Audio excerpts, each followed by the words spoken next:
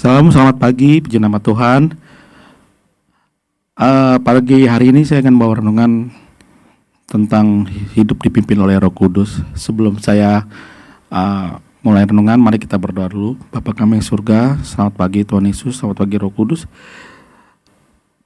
Urapilah hamba-Mu ini supaya apa yang disampaikan untuk memberkati orang yang merenungkan firman pada pagi hari ini melalui hamba-Mu ini Tuhan. Biarlah penyertaan-Mu menyertai hamba ini. Pakai hamba-Mu ini lebih luar biasa lagi Tuhan untuk menyampaikan kebenaran firman-Mu. Dalam nama Tuhan Yesus, haleluya, amin. Salam. Pagi ini saya akan membacakan ayat Yohanes 14 ayat 26. Begini firman Tuhan, tetapi penghibur yaitu Roh Kudus yang akan diutus oleh Bapa dalam namaku, dialah yang akan mengajarkan segala sesuatu kepadamu dan akan mengingatkan kamu akan semua yang telah kukatakan kepadamu. Ayat berikutnya 1 Korintus 6 ayat 19. Atau tidak tahukah kamu bahwa tubuhmu adalah bait Roh Kudus yang diam di dalam kamu, Roh Kudus yang kamu peroleh dari Allah, dan bahwa kamu bukan milik kamu sendiri. Ayat lagi yang saya berikan lagi untuk saudara, Galatia 5 ayat 16. Maksudku ialah hiduplah oleh roh, maka kamu tidak akan menuruti keinginan daging. Jadi Yesus itu menjanjikan penghibur sebelum Yesus keangkat. Yesus sudah menjanjikan itu penghibur yaitu Roh Kudus. Nah, karena Tuhan Yesus tahu kita tanpa Tuhan Yesus kita juga nggak bisa apa-apa, makanya Dia berikan penghibur yaitu Roh Kudus supaya Tuhan Yesus naik ke surga. Biarlah Roh Tuhan itu Roh Kudus yang memimpin selanjutnya dalam hidup kita. Nah, waktu setelah orang percaya pada Yesus itu menerima Roh Kudus. Nah, yang kita terima itu kan tubuh kita. Makanya tubuh kita itu harus bait Roh Kudus. Jadi tubuh kita ini bait Roh Kudus. Setelah Yesus meminta Roh Kudus, Roh penghibur, diterima oleh tubuh kita. Setelah kita menerima Roh Kudus dalam tubuh kita, nah tinggal kita hidup kita sehari-hari dipimpin oleh Roh Kudus. Makanya Roh Kudus itu mengajar, mengingatkan. Jadi saya selalu kalau baca Alkitab selalu berdoanya, Roh Kudus pimpin, berikan saya hikmat untuk mengerti firman. Biarpun saya nggak ada basic teologi, tapi minimal adalah beberapa bagian yang saya bisa terima gitu. Biasanya nanti setelah berbulan-bulan atau berhari-hari, Roh Kudus ingetin tuh kadang apa yang saya pernah baca. Oh, dia ingetin yang saya pernah baca itu.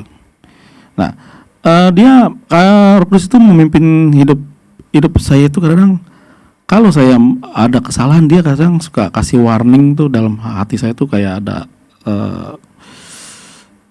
warning tuh kayak deg-degan gitu, wah ada yang salah nih berarti, ya. Bahkan saya kalau melakukan hal yang kesalahan yang besar, itu selalu saya deg-degan tuh. Itu Roh Kudus diingetin warning. Nah, jangan sampai warning itu deg-degannya itu ya, kalau udah mulai menghilang, tapi kita tahan, kita diemin aja, lama menghilang, besok-besok kita udah nggak ada warning lagi tuh. Nah itu yang membuat saya takut. Aduh, Roh Kudus jangan sampai meninggalkan hidup saya gitu. Karena saya perlu dipimpin kehidupan sehari-hari dipimpin oleh Roh Kudus. Kadang kalau mau makan aja tanya, Tuhan saya harusnya mau makan apa gitu. Ya kan? Kadang mau ambil keputusan, tindakan Tuhan, Roh Kudus berikan saya hikmat. Keputusan apa yang saya harus ambil gitu. Kadang segala sesuatu dalam hidup kan banyak ya. Kadang kita kalau mau jalan-jalan saya mesti nanya. Kadang Tuhan saya mesti jalan kemana ya gitu kan. Kadang Roh Kudus pimpin. Nah kadang juga saya sok pinter juga gitu. Kayak sadar itu enggak hidup saya itu enggak dipimpin Roh Kudus. Kadang saya ngambil keputusan sendiri. Tapi setelah kejadian saya baru ingat, waduh harusnya tuh tanya Tuhan dulu gitu. Nah makanya fungsi Roh Kudus itu mengajar kita, mengingatkan kita. Kalau kita salah jalan, dia ngingetin gitu. Kalau saya udah ngambil keputusan salah nih, kadang saya ada hati saya tuh nggak nggak tenang, nggak damai, nah, biasanya tuh memang Roh Kudus yang ingatkan kita segala sesuatu lah, apa keputusan kita yang salah tuh ya mungkin bukan mungkin lagi, Roh Kudus memang supaya kita tuh jangan salah jalan, jangan salah arah juga.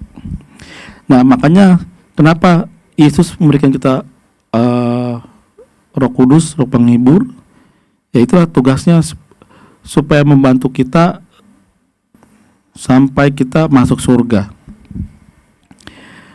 Biarlah ini renungan pagi ini saya sampaikan, hiduplah oleh Roh supaya kita nggak salah jalan dan hidup bersama Tuhan Roh Kudus juga, kita dipimpin, diingatkan, mengajarkan kita juga kalau salah Roh Kudus kasih tahu, kalau kita menyimpang Roh Kudus juga kasih tahu ini salah, ini yang benar, kasih tahu.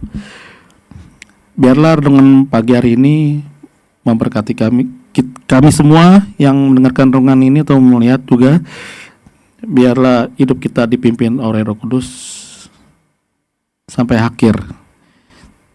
Terima kasih buat pagi hari ini. Biarlah renungan ini menguatkan kita semua. Biarlah semua dipimpin oleh Roh Kudus. Mari kita berdoa. Bapa kami surga, kami Tuhan, kami anak-anak-Mu Tuhan, biarlah Roh Kudus selalu memimpin kami hidup dalam kebenaran dan mengingatkan kami, mengajarkan kami. Biarlah penyertaan-Mu sampai Tuhan Yesus datang kedua kali Tuhan. Terima kasih Tuhan Yesus. Roh Kudus pagi hari ini biarlah hidup berjalan bersama Engkau Tuhan. Di dalam nama Tuhan Yesus hamba-Mu berdoa dan mengucap syukur. Haleluya. Amin. Salam, puji nama Tuhan. Selamat pagi.